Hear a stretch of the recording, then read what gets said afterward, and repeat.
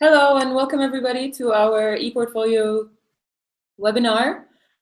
I'm a member of the Digital Pedagogy Committee. This is Yasmine Salah, who is an instructor at the American University in Cairo, an English instructor. Robbie, do you want to go ahead and introduce yourself? Hello, Robbie Robinson, working in ITS for communications and training, and glad to be here. Gonna have a good time, and we're definitely using ePortfolios at our institution um, in a creative way, and I'm really excited to talk more about that. Okay, so we're here to talk about ePortfolios as part of the AMICAL's online events. We are the Digital Pedagogy Committee, and this is one of the committee-led initiatives to provide webinars and online events on topics of interest to AMICAL members. We decided to speak to you guys today about ePortfolios. Basically, what we're going to be talking about in like the general outline of the session, talking about ePortfolios in general, the pedagogy of them, and then we're going to be sharing some experiences of developing or using ePortfolios as part of an institution, which is what the American University of Paris are doing. And we're also going to be sharing experiences with individual uses or specific faculty uses of ePortfolios. Is Yasmin's main area of expertise in this session. And like throughout this entire session, really, we're going to be asking for questions from our audience, and you guys can feel free to interact with us on YouTube, and you can ask us questions there, and we'll read them out loud and respond to them as we go along to the best of our abilities. Then after that, we're going to share a few good general considerations and good practices for having ePortfolios with your students. And that's pretty much it. This is completely open to, and it's very flexible, so it's completely open to audience interaction and audience input. And I'm gonna go ahead and pass it off to Robbie to get us started. Yes. All right. So first things up, right? What is an e-portfolio? And the when we looked up the definition, it's just so broad. Like I'll read it out. It's a collection of electronic evidence assembled and managed by a user, usually on the web. And this evidence can be something in terms of files, images, multimedia, blog entries. But if you take that definition, it's so broad. Like by definition, your Facebook could be an e-portfolio, but that's not the way we think about it when we think about e-portfolios. Um, we kind of put e-portfolios in their own categories, and they've even structured this out a bit and put it in maybe 3 or 4 categories, like distinctly. So one of those categories is the developmental, and it's more of like the working e-portfolio, and just to give you an idea of what it is, it basically shows evidence of the advancement of skills over a time period.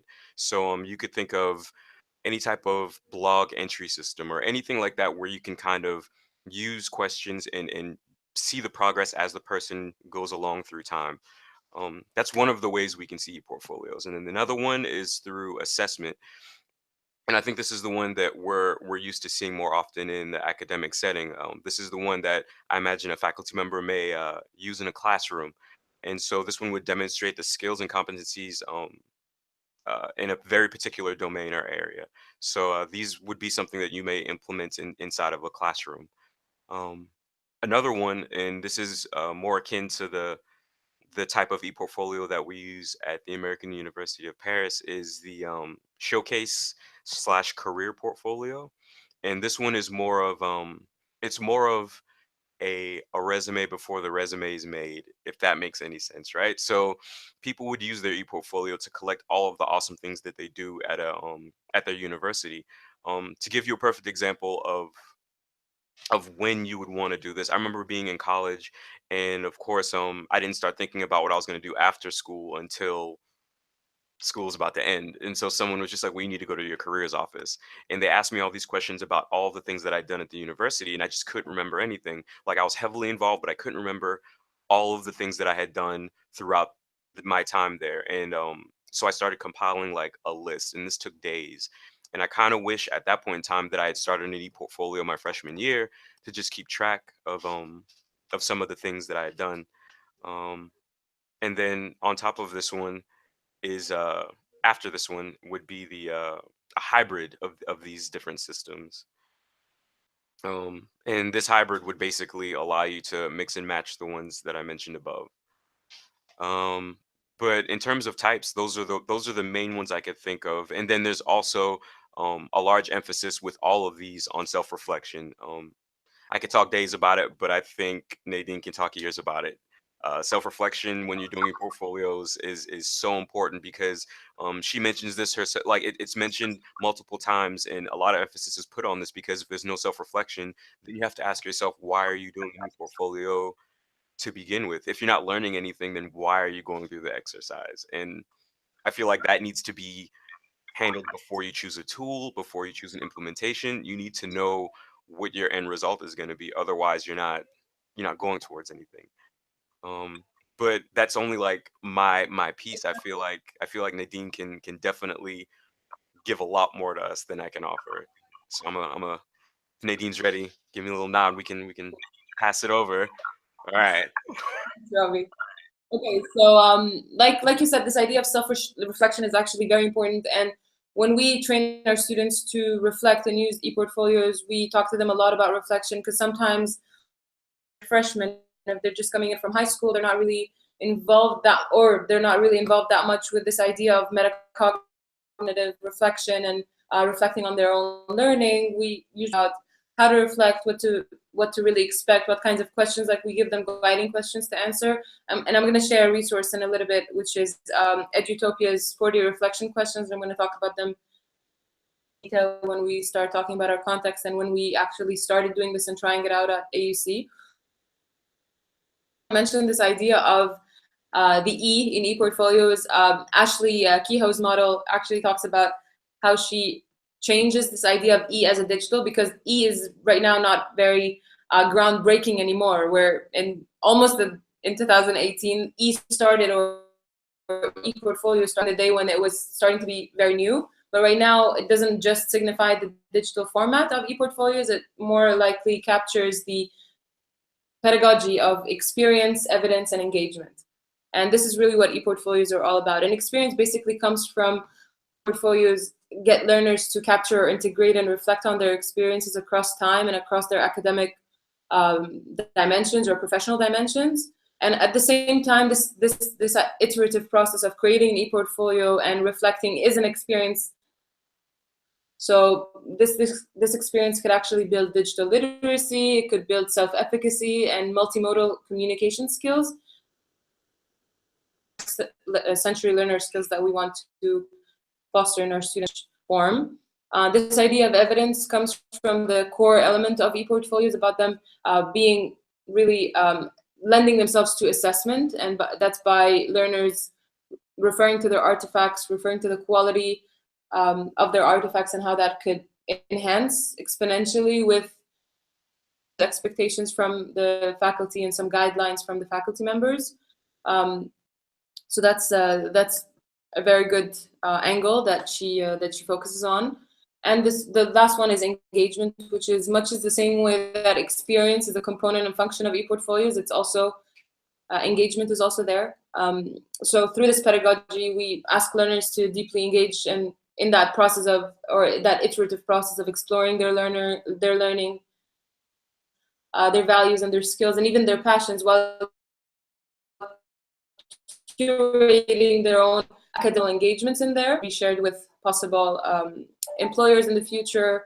And that could also offer that huge opportunity for public engagement and sharing it with people, with different faculty members, with people in that same community, and the whole world of learning, basically.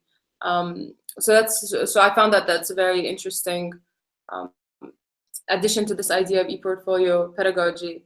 And moving into different uses of ePortfolios, because we touched on that a little bit, let's talk a little bit about how these could be developed in terms of an individual faculty who uses ePortfolio in her classrooms. And I'd like to invite Yasmine to talk about her experience. Okay, hello everyone. I started using eportfolios about 3 years ago, I think, 2 years ago. 2 years ago. And thanks to Nadine, she kindly came to my classes 3 or 4 times. She would give the students the training on how to use Wix to develop their eportfolios. The thing is, in our program, we do not require eportfolios from the students. What we ask them is to select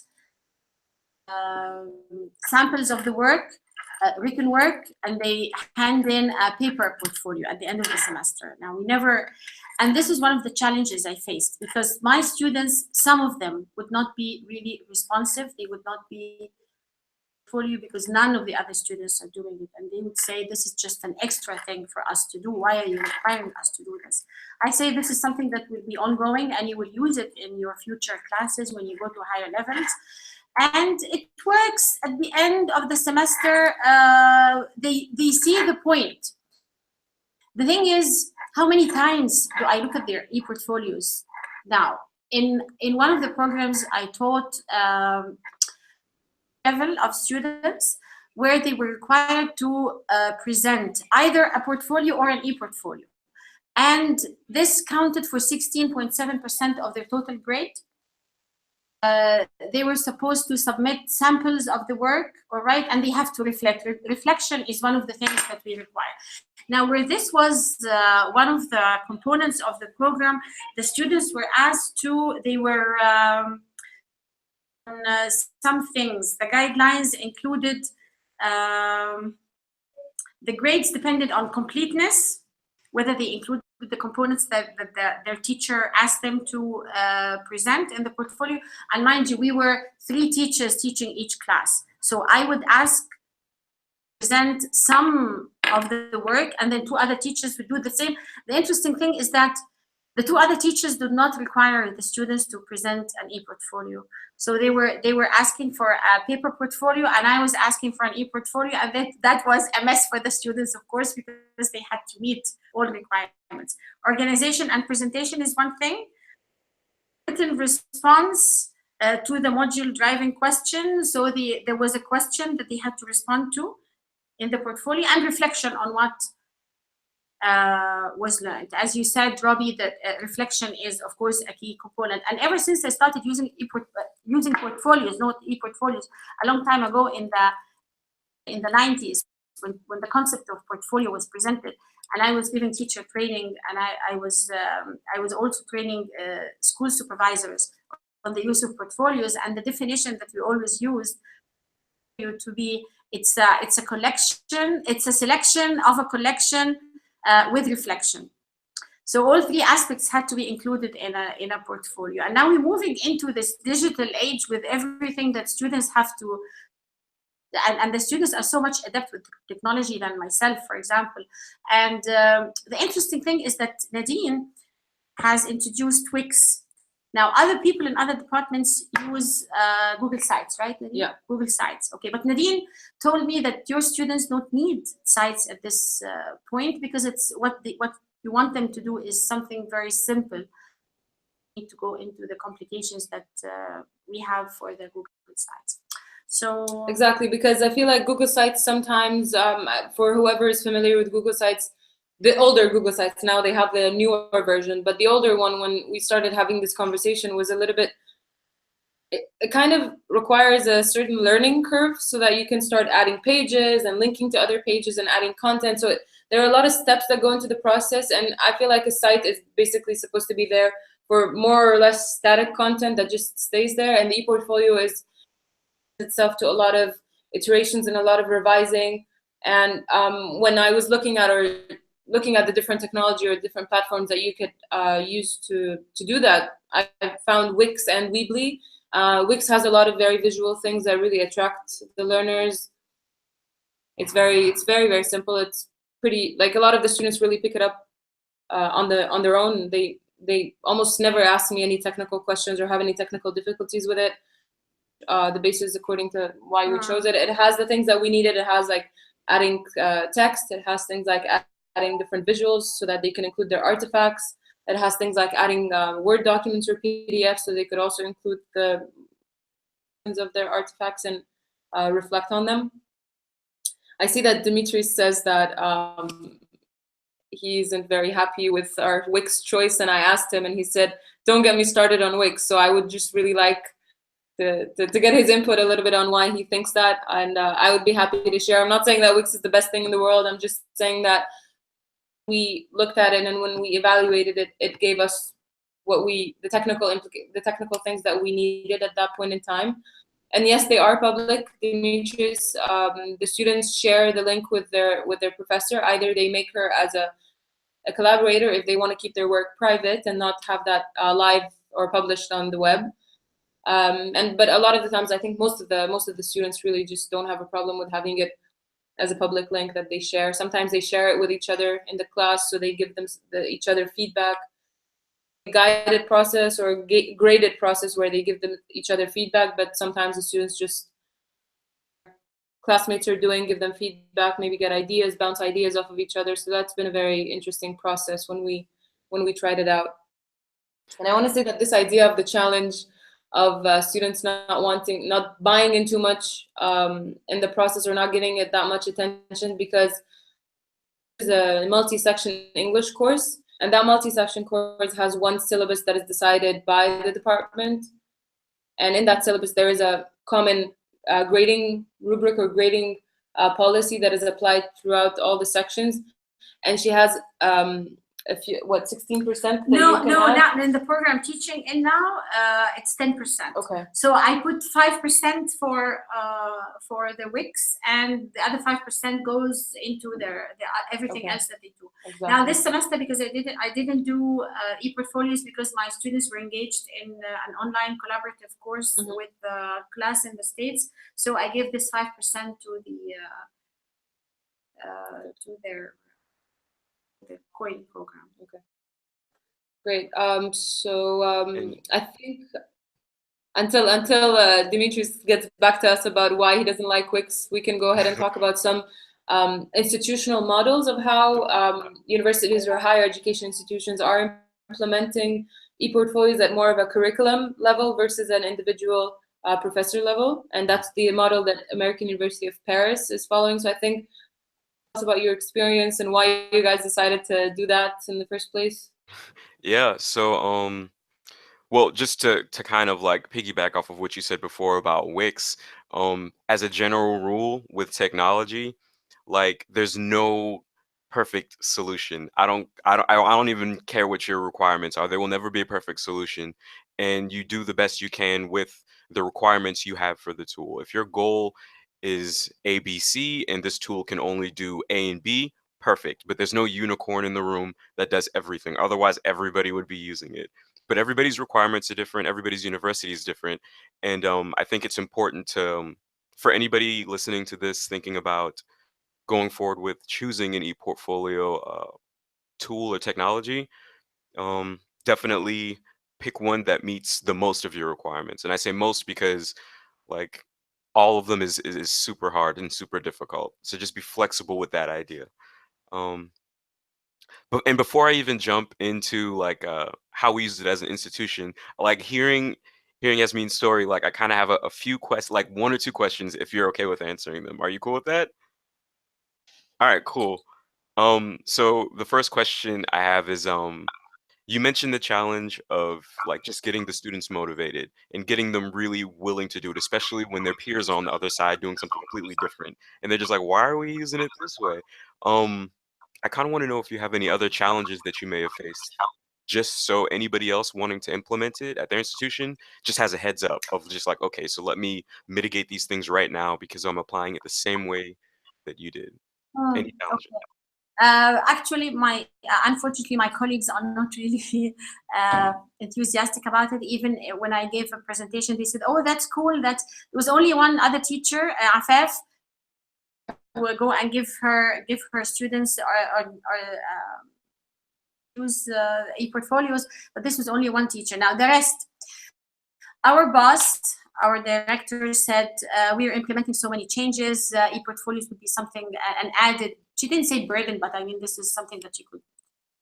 What she meant it was, we don't want to implement so many new changes because it's not good for the program and stuff like that. Now we should be, now the program that is lower than ours, remember the one where I had 2 classes where you came and gave the sessions to? And by lower, you mean the students' English proficiency level yes, is less than. These are now using eportfolios. Now we haven't done that yet. Level, there are also a lot of teachers are using eportfolio. We are not. So I'm trying to get but I gave a presentation and the teachers were happy with the students' links and their eportfolios and their contribution and their reflections and stuff. Oh, really? This is happening in our program? Okay, now come use it. Doing other things. So does this answer your first question? Yeah, no, that was beautiful. Yeah, and yeah, I can picture that completely. Them just being like, "This is awesome. You're doing really good work," and it's just like, "Good." So time for implementation, and everybody just kind of goes in their shell and does what they're used to doing. Exactly, and they say this is a lot of work. Now you're adding distance to, especially the older. Now I come from the older generation in our program, and then people who are my age are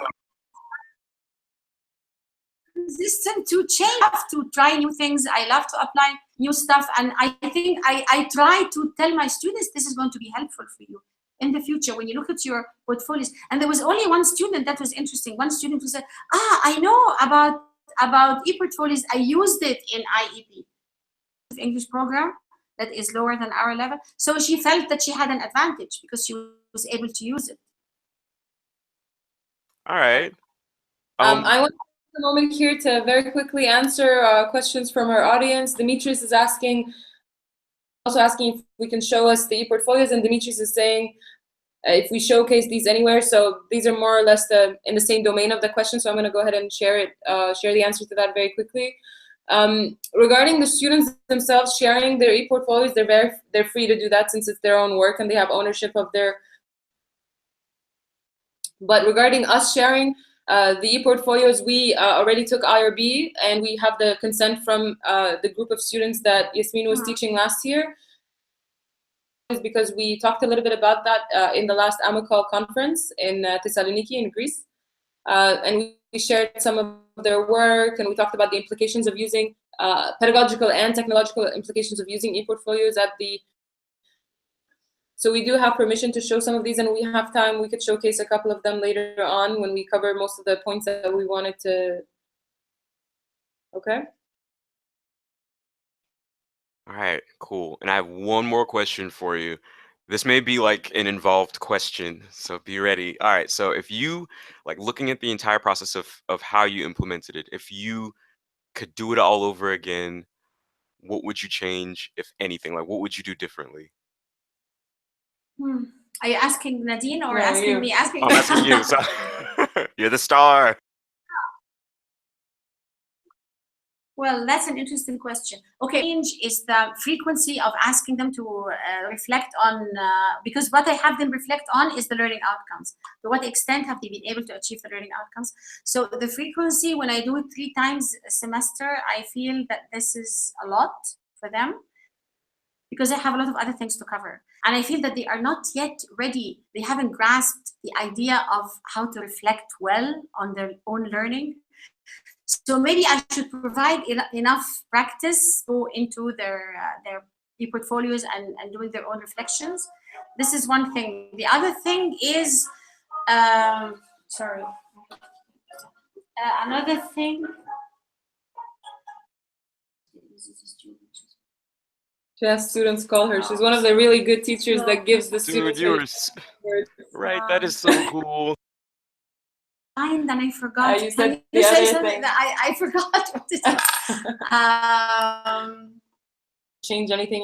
You said that you might give it to them less in the semester. You said less, and then you wanted to definitely focus more on getting them to the critical thinking of the reflection pieces. Critical thinking, yes, they need more practice with critical thinking. Right. Robbie, do you want to give us a little bit about how your institution is making everybody do them and how it's working out for you? People are enjoying this idea, or Yeah, Does yeah, this yeah. make sense, or what? Yeah, I'll tell it in like a story type format. That way it's everybody can kind of imagine. And if we have time, like we said earlier, I might be able to show you guys a couple of the portfolios, at least one portfolio of one of the students. Um, so here at AUP, well, in the ITS department, we always like to give people a go-to technology or a go-to service to use when they want to implement certain things. So all over AMICAL and at EDUCAUSE, there's this talk of just e-portfolios, and me and my supervisor Ali thought it would be a good idea to do some research, look at different platforms and see if we can provide a go-to solution for our faculty, staff, and students who may want to start using it. And with that tool would be able to offer support in terms of training from the ITS department, but we kind of just wanted to pick a tool, offer it to people, and if people gravitated to it, then we would use further steps to turn it into an institutional, like, this is the one you use, this is how you can use it in the coursework, and eventually I'm sure some type of policy could be written about it. But that's all in the future. That's all very optimistic. Right now we're at the part where let me start from the beginning. So we did an evaluation of a few different tools. We looked at Blackboard's ePortfolio platform. We looked at Wix. We looked at the Course Network, and we looked at Mahara. And all of these are good. Um, and we used a certain set of criteria to kind of evaluate them.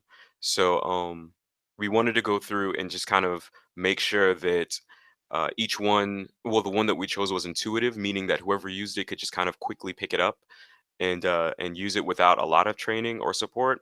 We looked at cost, and we looked at integration in terms of how do we get a tool that already integrates cleanly in the systems we use. So we use Blackboard as our LMS. Um, and so like the Blackboard ePortfolio obviously got like, you know, tons and tons of high grades for integrating with that. Um, we also looked at privacy in terms of if how people are going to be using it and how they want people to be interacting with their ePortfolio. Because if they're deep reflecting, some things they just may not want the world to be seeing right then and there. Like that's a very vulnerable thing um, to display your progression like that. And so privacy was big. And then accessibility. Could a student, faculty, or staff member quickly get to their ePortfolio, change things, move things around without having to go through too many loops, or without servers being down, or without having to log in like 30 times before they get there. So accessibility was big. And so after looking at all of those, we found that the CN was the best. And it wasn't even because it was like, it wasn't even my personal favorite. Like I really liked the Mahara and I really liked Wix, but it's about what the institution needs, right? So the CN, and I can show you guys that platform later, was the best because not because it was like excelling in any of those criteria, but because it was okay in all of them. It was the average between all of those. Every other platform offered a lot of a lot of ups and downs. So for Blackboard, high, yes, very high integration, but it's super low in terms of being intuitive and being easy for people to just kind of pick up and use. And Blackboard, at least ours, like it's not the prettiest thing to stare at all day, you know. So the average was with the CN. And so what we did once we picked one, evaluated it, we met with a lot of the stakeholders that we thought would be interested in using um, an e-portfolio platform. So I called a meeting. I called a meeting. It sounds fancy. So we had a meeting, and in the meeting were people from student affairs, folks from the library, folks from careers and development, and ARC was in there, Academic Resource Center. And so with that cohort of people, we kind of introduced the tool. Like I put them all in this room, dark room. It was dark, like surrounded by computers, and I just basically was like, all right, so we're here to talk about e-portfolios. You all know why we're here. And we went over the CN. I showed them a lot of samples, showed them how it worked, um, explained the process we used to choose it, and then I explained to them how we could support them if they wanted to use it. And I even gave use cases of how they should use it. Of course, these are suggestions. You shouldn't be telling anybody how to do their job. Just be like, well, if it were me in careers, this is how I would use it, right? And you just kind of give them that. Um, And so after all of that, I mean, can anybody imagine just how they reacted to something like that? I feel like it's very similar to Yasmine's staff's reaction, because everybody was just super gung ho about it. But then it was just like, okay, so implementation, like when do we go about using these things? Everybody likes it, right? So when are we going to use it? And there are a lot of crickets in the room, and so it made it difficult at first to get people on the go and willing to use it. And that's probably one of the bigger challenges that we had. But we did have one brave department who stepped up and said, you know what, we're going to implement this. We're going to implement it, and we're going to use it in a way that you didn't even suggest, Robbie. And I was just like, oh, okay, fancy, right? And so it was ARC, the Academic Resource Center. And Ambrelle, brave woman as she is, she went through and she's using it in a way where the tutor, so there's a tutoring center at our university, and a lot of the students just do amazing work, like amazing things all the time. And it's just a shame that we don't get to document it. They don't get like rewarded for that, and they usually don't even write it down. And so she implemented a system to where if they do a certain amount of tutoring sessions, if they do extra hours, if they cover exam time, then they'll hold on, can come act and start calling and setting up meetings. They said, oh dude, I can do that. I can, sorry, I'll read the question in a second. But yeah, she went through and implemented it with her students, and there's a badging system with it, so they get rewarded 100% just for being the awesome people that they are. And at AUP, here's how it feeds into the institution. So we're working on an institutional way to reward students.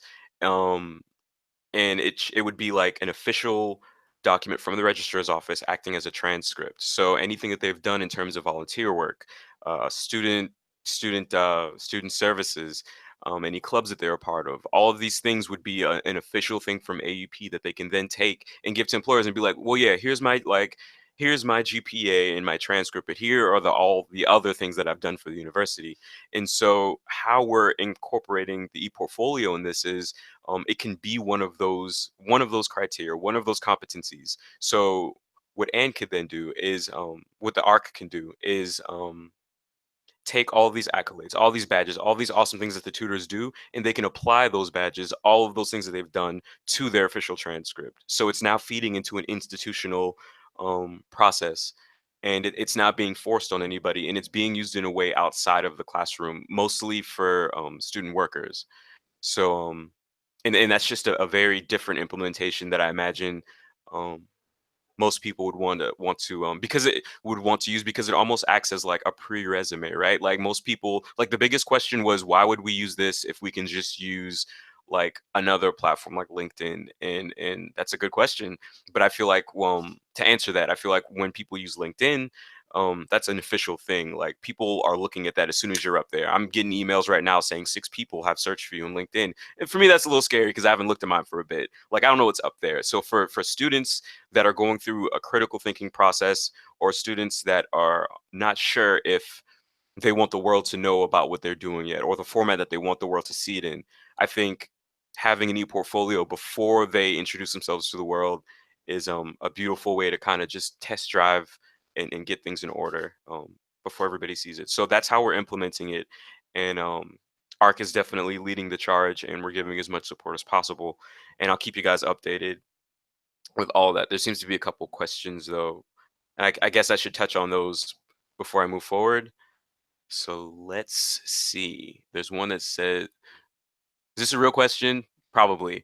Can you come and start? Can I come and start calling and setting up meetings? They sound really cool. If you guys pay for me to get there in advance, yes, I'll come and set up all your meetings. We can talk about all the portfolios you want all day. Easy. No biggie. All right. So here's another question, I think. Robbie, would it be possible to share a list of what you reviewed in brief reasons for dismissal? I mean, after the webinar. Yes, I can do that. I actually have it pulled up right here, and but I can share that later on, and that kind of gives people save them some time from having to evaluate all those tools themselves. Let me see. So like that's where we're at in our implementation. The reaction's good, but it's not forced yet. Like, and I think in the provost, he likes the idea of it. but that's the biggest challenge. The biggest challenge is to get people to kind of want to do it, both on the implementation, but also the students. Like, I feel like it's hard to get people to volunteer to share their information when it's so beneficial to them. Um, so with that, there are a lot of pros and cons to this model. One of the pros is it definitely helps students, of course, keep track of their work, keep track of their achievements, and it's almost like positive affirmation when they get rewarded for things like that. Um, I really wish I had it when I was in school, because I did a good bit of things, and I when it was time to start doing like resumes or to start deeply thinking about what I wanted to do with life, I had to spend like days just figuring out what I'd done in the past. And I feel like if I had been doing critical thinking from day one, like you guys are doing at your institution in Cairo, it would have been a different animal. I may be president right now, right? Like, I could have been the president if I had started my portfolio freshman year. That's how I feel sometimes. Like that in video games, I think I should have just abandoned, and maybe. Another pro is it easily works for transitioning people into the platform, and that's because it's a volunteer process. Like, it's behooved on them to try it out, but it's not forced. And I feel like when you give people a choice and show them the better option, then they'll immediately gravitate. Everybody wants to be better. Everybody wants to do better. So I think if moving forward, we're just going to keep presenting it like that, and see where it goes. But there are cons to this as well too. Like we said before, people have to invest in it. Students have to invest time. Faculty have to invest time. ITS has to invest time, not just learning the tool, but actually using the tools. Um, or is there something else? Oh, I'll get to that question in a second. And there's also more overhead for managers. If you're going to implement it specifically like how AUP did, then somebody has to manage what accolades the student should be getting. And I imagine in the classroom, you have to check everybody's portfolio. Like, you need a quick link, you need to be able to skim or read deeply about what they're doing, and then you need to be able to provide feedback to all that stuff. So it's a time commitment that most people aren't willing to add to their already busy schedule. Like, faculty are already swamped all the time, everywhere. I don't care what institution you're at. Faculty are busy, and telling them this is awesome for students. It just requires, an extra 10 hours of work. Most people will be like, I'll do that next semester, or I'll try it later, or you do it first and let me know how it works. And then we'll see what we'll do next time. And that's the case at a lot of institutions. So that's a con, but it's almost like a good problem. We have head nodding right Oh, here. we got head I nod don't know back what there? you Yes. So there was one question from Alyssa, and she asked, is the CN the platform for the co-curricular transcript, or is there something else? So the co-curricular transcript is a completely different project. It's a completely different project, um, started from a completely different department, and we're just feeding into it. They have their own way of managing student success, and they have their own way of getting that data cleaned up and sent to the registrar's office and turned into something beautiful. And I think we'd be going on a tangent if I went too deep into how that worked. But off the air, I can probably give you some details if you want them. So in terms of how we did ours, I think um, that would be it. And unless there are any more questions, I can just go into general considerations again for putting this into your institution, or implementation. And for all of the pros and cons that we had, the biggest con being buy-in and people actually wanting to implement it. I feel like one of the bigger things that you can do in the beginning is get buy-in from the folks at the top. If you can get your university president to say, this is awesome, everybody needs to do it, everybody's going to do it. Everybody's going to have to do it.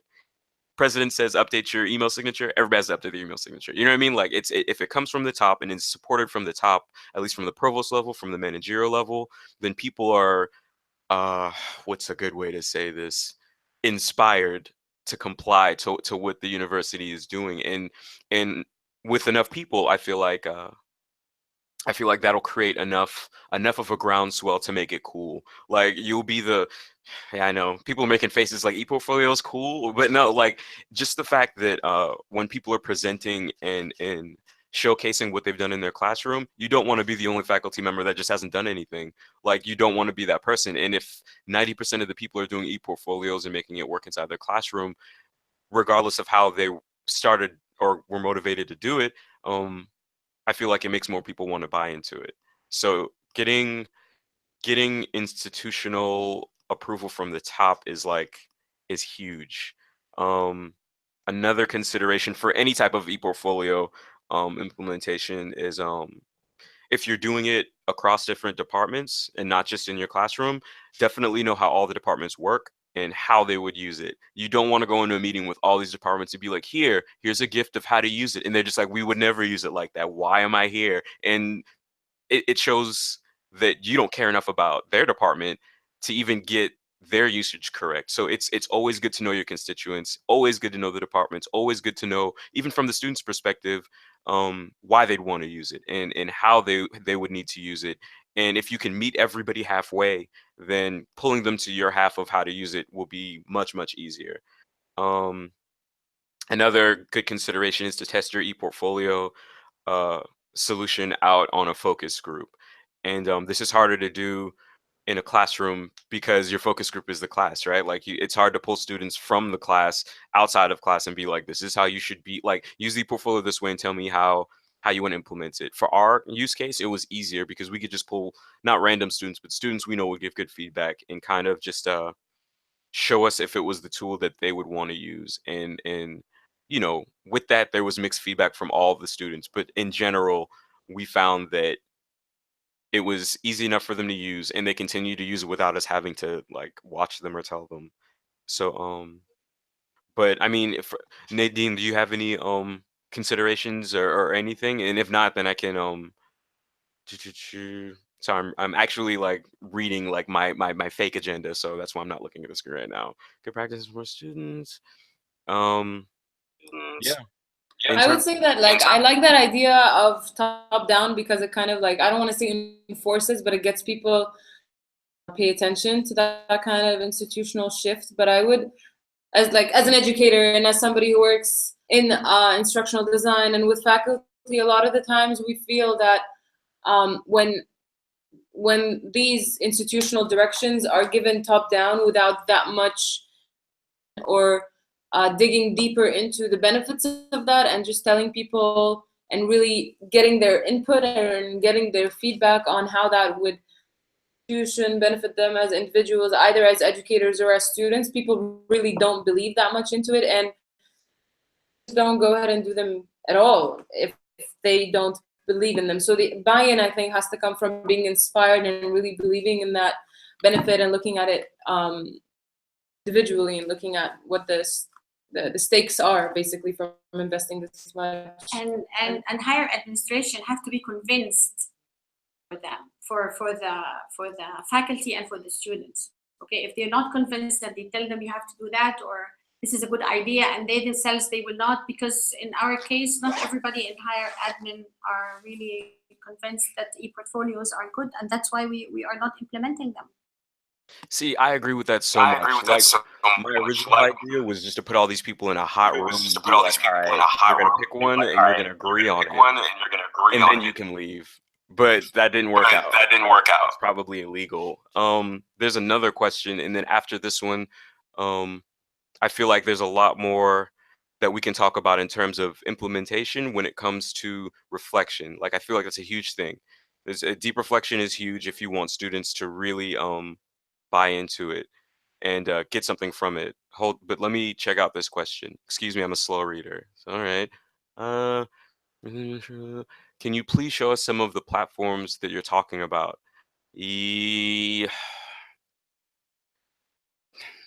I can, yes. I can. What I can do is share the report that I compiled, and in that report, I can add links to it.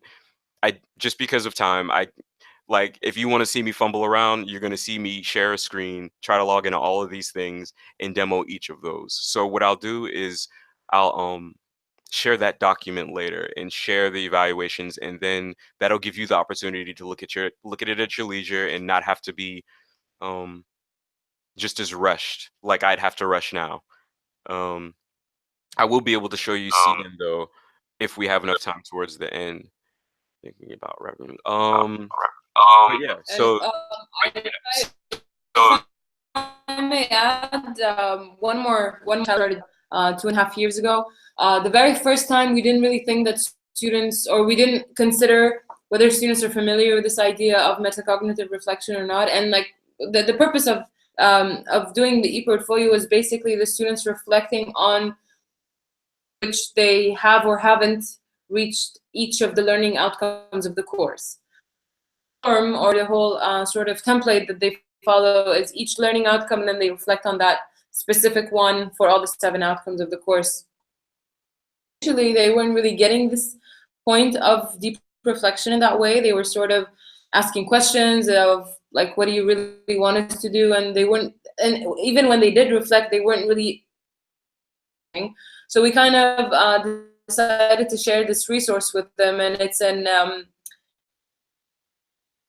a document, and it says the 40 reflection questions, and it basically has divided into backward-looking questions, inward-looking questions, outward-looking, and forward-looking. And basically what these are is that there's guiding questions to help the students reflect on their work and on their course artery. And the ones that talk about backward-looking are ones that would ask the students to look at the experience in the past, sort of thing. Questions like, in what ways have you gotten better at this kind of work? You need to improve. Generally, what are the problems that you encountered when you were working on this piece, and how did you solve them? So looking at that experience in the past and reflecting on that. And inward-looking sort of regarded very much deeper reflections. So things like, did you meet your own standards when you were doing this assignment, for example? Or did this piece, what did this piece reveal about you as a learner? About yourself as you worked on this piece of, as you worked on this assignment or on this artifact? And things about how, whether they've changed their ideas or changed their mind at all when they were working on this project, about any of the content. Outward-looking questions basically were about looking at that assignment or that artifact from an external person, or maybe even as their teacher, how they would grade their work. What kind of feedback would they give as an outsider looking at that piece of work? Actually, regards things like what they would do, they change or anything about this particular work when they look at it, or when they try and do it again. What's a goal that they would like to set for themselves for next time? Things like, what do you need more help with? What you would need more support with when you want to do this again? And how you plan on understanding those things, maybe ask for support to your teacher. So these are the certain things that help the students guide their reflections. And the second time around, it was much more towards the goals of reflection that we wanted to get from the students in the very beginning. So we found that this is pretty interesting. I could share that resource, I could share that link, because it's a copyrighted document. I can't but I can share the link to where you guys can get it as well. Okay, I think I'll stop here. I have to go. I'm sorry, everyone, Robbie and everyone. I have to run. I have a class, and also waiting. Thank you. My students are having a debate, a final debate. Thank you so much, Nadine. Have a good one. Thank you so much. Thank you so much. Thank you. It was a pleasure being with you, everyone. Bye. Bye. Yeah, this actually means that we also have to sort of be wrapping up in about 10 minutes. So we want to maybe see if anybody from the audience has any questions that are. We can share some of the ePortfolio links with the community and with everybody that is asking. I can see also that a lot of the questions have to do with technologies and what we do to kind of and consideration that we have about the different tools that people can use. So we have things like, so for example, when I talked a little bit about the tools that we use, or talked about Wix, one of the very important things that we usually have to consider, especially at AUC, is because we're in Egypt, and we have a lot of faculty that are teaching Arabic courses in Arabic, and we have faculty that are teaching text, so they use some of their texts in their classes. So one of the very main considerations we always have to consider as instructional technologists when we're choosing a tool is how friendly it is to Arabic script, for example. And that goes across all tools, so definitely that applied for ePortfolios as well. But the usage of that particular tool and how much internet bandwidth it needs. So some tools are a bit heavy to use on computers, and that I think should be a consideration for everyone, not just in Egypt, but because some people's internet connections at home aren't really that reliable. We suggest that faculty don't require that students submit anything over the internet over weekends, because sometimes if students are struggling with their internet at home, they might not be able to come to campus. So we sometimes require or ask them or suggest that they come to campus and submit from the library or using the Wi-Fi on campus. So that's another consideration we have regarding the tools. What else is there? I feel like also accessibility, whether or not these tools can be public or private, and how they could be shared with the instructor, whether or not students can see each other's portfolios and give them feedback, and that's another thing that we usually want to have. But like I said, it all depends on the pedagogical purpose of having that assignment. So sometimes the faculty just want it to be a one-on-one direct communication with the faculty and the student, and sometimes they want this idea of sharing and commenting and giving feedback. So that's a pedagogical purpose that we definitely critically think about when we are choosing any of these tools. So in a lot of ways, it really depends on the instructor and what they need. But in general terms, I feel like talked about are those general considerations. But I can leave it up to Robbie to talk about the institutional considerations you guys have as well. Yeah, so at an institutional level, definitely a good bit of things to consider before you, and I'll be super brief because I feel like people kind of want to see one of the platforms and learn more about those, and we have to answer questions as well. But for institution-wide, I kind of just touched before, just to reiterate, make sure everybody's on board, start from the top. And it's just because most things you can get away with working at the grassroots level of the institution and then build it up, and then the provost will like it once everybody else does. But with this, I really feel strongly that it needs to start from the very top if you want to implement something institution wide. The more people you can get to buy into it from different areas, like the more it's talked about, it's probably like going to help its implementation a lot more. But that's just briefly like some of the things to consider. And if anybody else has anything that I might have missed, it's just like, well, what about this? Like, definitely put it in the chat, and we can talk about that here too. Like, we really want to hear from you guys. We do have a question, and the question is, Robbie, so students have granular control over what they share and with whom? Yes. So I can. This is actually a good opportunity to show the platform super quickly, and that may generate some more questions. I'm gonna need our the screen though, and I'm not sure how to request that. Let me see.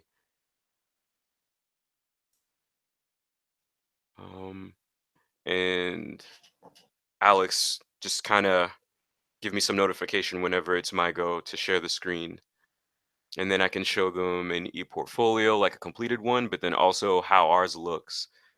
Blank. Blank. I think you can go for it right now, Robbie. Just click on that on the left, the screen share button, and go for it. Screen share button on the left. It's the green one with the arrow.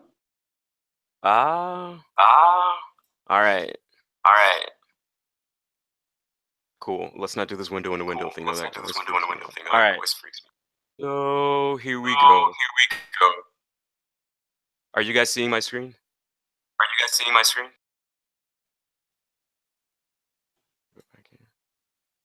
Okay. So this is the tool, and this is the platform in general. This is the blank one. So each student would get something akin to what looks like a LinkedIn profile. They get to put a headline here. They get their own link to it. It's divided up into a submenu into sections. This is the badges I was talking about before, where your institution can give students badges recognized by the institution.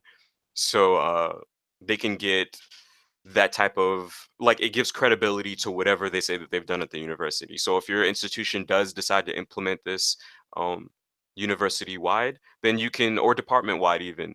I know Anne has an ARC. There are badges that she's thought of for very particular things that tutors can do to show that they've improved on things and to show their progression. And then we have a section for the transcripts, certificates, and showcases. And this is basically where you can put any document that's worth noting that you wouldn't mind sharing. And then recommendations and compliments. This ePortfolio solution has a social piece to it.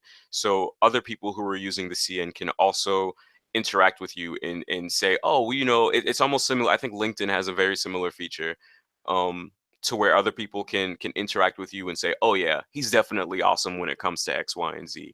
And that kind of gives credibility to you from the community that you're involved with. And I think that's also important. Here at the bottom, you have the general description, your introduction.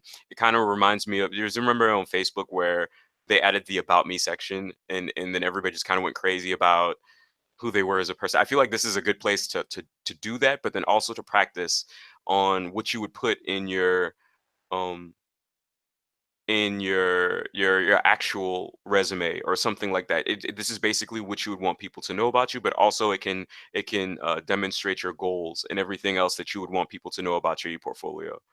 Um, this is just a slideshare. This is just a random piece that we can put in. You can add different sections. Let me find that button. Here we go. You can add different sections to it, and this allows you to title the section. You can add different pieces of information to it, and it just basically allows you to further break down your ePortfolio. This is the social part I was speaking of before, and of course I'm not cool and nobody's following me. And so here's the student's profile that I was talking about before. I'll switch to that in a second. Um, Here's just a couple of things that I've been interacting with um, in terms of the other part of CN that allows you to ask those deep reflection questions, and you can post those and you can see the responses and they're all available. And to answer the question from before, each of these sections is you can choose how public it is. It can be public for everyone, employers, just my class, just my instructors, or I can lock down a section and make it password protected. And this allows you granular access to your portfolio and allows you to kind of like you can build anything you want onto here and then only have the things that you want public. And this is a good way to kind of have a precursor to what you would want on a resume. You can put everything you do on this, and then when it's time to do a resume that's structured for your particular um, job, you can just pick certain things to share, certain things to show, and then just share this link, and then they can see all the things related to the particular position that you're looking for. This menu kind of just jumps you around. Ooh, I got 2 minutes. All right. And here's quickly one of our student workers profile, and he has in all these institutions that he's been to, and I learned so much about the student just based off of his portfolio. Like he has his resume, his enrollment stuff, his about me, which is extensive, um, quotes, student life. He has all of this awesome stuff in here, and for the most part, it's working as a a resume type fashion thing. But he can still go through these things like current courses. He has to keep this updated. Ended courses. These are things that he's done already. He's super into art. He's super in art, and I didn't know this either. Until looking at his ePortfolio. And I just feel like this is a perfect example to showcase, like he added a section for art to just showcase everything and allow for employers, but also allow for you inside the classroom to just to get everything displayed and shared. And in terms of, oh, this is a social network of people. Of course, I'm not. Oh, wait. Yeah, that's me. Oh, wait. Wow, Okay. that's actually very cool. Okay. I mean, I heard you talk about it, but visually when I'm seeing it, it's very, very interesting and I really like it. Um, it's pretty visual and the student himself is pretty active in posting on it. I'm wondering if all the students are like that. Oh, absolutely not. I'm not gonna lie to you. I'm not gonna lie to you. It's I picked this one because it was awesome. It's definitely not the it's definitely not the Hold on, let me stop the hold screen on, let sharing. me stop the screen sharing. Okay, cool. Yeah, it's There we definitely go. not the Yeah, norm it's to definitely not the have norm 100% of the students be of the students be fully engaged in it. fully engaged in But it. that's where the tough part But is. that's where the tough part is. And that's the challenge, and that's one thing that everybody's gonna have to ask their university as they go forward with this. Uh, but we're out of time. We're out of time, guys. We're out of time, and I don't see any questions. Guys, sadly we are. and I don't see any questions. Actually, there was one who was asking me, they mentioned the reflections based on reflective essays or journals, the students, and how they go about the metacognitive process. And they do mention them through very short essays on each course artifact and how that course artifact that they selected helped them reach their for the course. And that's a wrap with that course. But you guys, please feel free to carry on this conversation later on. There's an AMICAL Connect topic based on this webinar specifically, so you can go ahead and post your questions or reflections and just give us feedback on this session and how do you think it went. If you have any other mention that we didn't get a chance to cover today, please go ahead and do that. Alex, through the AMICAL Consortium, will post these links into the chat on YouTube right now. And if you are just going to be watching this later on and you want to know where these links are, these will be posted on AMICAL Connect for sure. And thank you so much, Robbie, for being here and for sharing everything about how AUP are doing their institutional e-portfolios. And I also want to thank Yasmine, who has now left to go and attend to her class, but I also want to thank her for being here and for offering her input. Questions, just feel free to reach out. We're on AMICAL, we're on Facebook on AMICAL, we're on Twitter, both of us, Robbie and I. So it was a pleasure talking to you all, and thank you for asking your questions. It was a pretty interesting conversation. Yes, 100% agree with everything she said. Great. I think you guys have a good rest of your afternoon. Yeah. And we'll see you guys later. Yeah.